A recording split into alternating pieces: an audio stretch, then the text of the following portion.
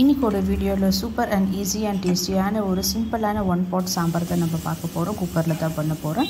அதுக்கு ஒரு 1/4 கப் அளவுக்கு தூர் தால் ஆட் பண்ணி ஊற வச்சு நல்லா வாஷ் பண்ணி ஊற வச்சுருக்கிறேன். அதை நம்ம ஆட் பண்ணிக்கலாம். இது கூடவே ஒரு தக்காளி இல்லை 2 தக்காளி ஆட் பண்ணிக்க தேவையான அளவுக்கு நீங்கள் இதில் ஃபாரம் டொமேட்டோ ஆட் பண்ணியிருக்கிறேன். இதில் ஒரு வெங்காயம் அண்ட் ஒரு 4-5 பல்லு பூண்டு, காஞ்ச மிளகாய், கொஞ்சமாக புளியோ ஆட் பண்ணிக்கலாம். நீங்கள் புளி தேவையில்லைன்னா ஸ்கிப் பண்ணிக்கலாம். ஒரு டீஸ்பூன் அளவுக்கு ஜீரகம், தேவையான அளவுக்கு உப்பு ஆட் பண்ணிக்கலாம். அதுக்கப்புறமா நான் இதில் sambar powder 1 tablespoon add பண்ணிக்கிறேன். நீங்கள் வேணுன்னா வெறும் மஞ்சள் பொடி மட்டும் ஆட் பண்ணிக்கலாம். காஞ்ச மிளகாய் ஜாஸ்தியாக போட்டுக்கலாம் நீங்கள். ஸோ உங்களோட ஆப்ஷன். இதில் ஒரு 2 கப் அளவுக்கு தண்ணி ஆட் பண்ணிக்கலாம். நம்ம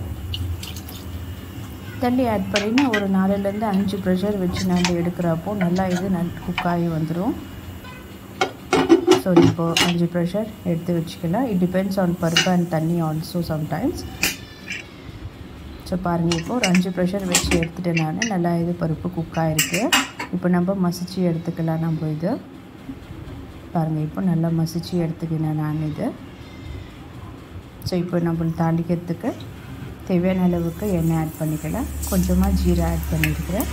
எனக்கு தேவையான அளவுக்கு கடுகு, கொஞ்சம் கறிவேப்பிலை. அந்த கறிவேப்பிலை குச்சி கூட என்னோடய அம்மா யூஸ் பண்ணுவாங்க, அது என்ன யூஸ்ன்னு தெரியாது.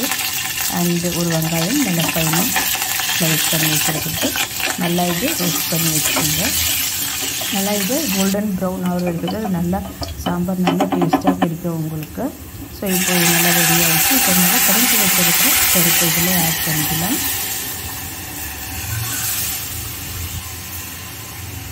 இதில் கொஞ்சம் உங்களுக்கு இன்னும் தண்ணியாக வேணுமானா கொஞ்சம் இன்னும் தண்ணி ஆட் பண்ணிக்கினேன். தேவையான அளவுக்கு கொஞ்சமாக கொத்தமல்லி ஆட் பண்ணிக்கலாம். நீங்கள் பெருங்காயம் கூட ஆட் பண்ணிக்கலாம் தேவையான அளவு. ஏன்னா சாம்பார் பவுடரில் பெருங்காயம் இருக்கும். ஸோ நான் செப்பரேட்டாக யூஸ் பண்ணலை. அது இது ஒரு ஜஸ்ட் ஒரு செகண்ட் நல்லா மிக்ஸ் பண்ணி விட்டுடுங்க கொத்தமல்லி போட்டுட்டு. அதுக்கப்புறம் ஒரு 5 மினிட்ஸ் இல்லைன்னா லோ ஃப்ளேமில் ஒரு 10 மினிட்ஸ் வச்சா நல்லா இந்த மாதிரி கொதித்து வரணும். அப்போ தான் சாம்பார் நல்லா ஒரு ஃப்ளேவர்ஃபுல்லாக இருக்கும் உங்களுக்கு. அவ்வளோதான் பாருங்கள், ஈஸியான ஒரு பாட் சாம்பாரில் எவ்வளோ சீக்கிரமாக அழகாக பண்ணியாச்சு நம்ம. உங்களுக்கு இந்த வீடியோ பிடிச்சிட்டு இருந்தால் லைக் பண்ணுங்கள். தேங்க்யூ.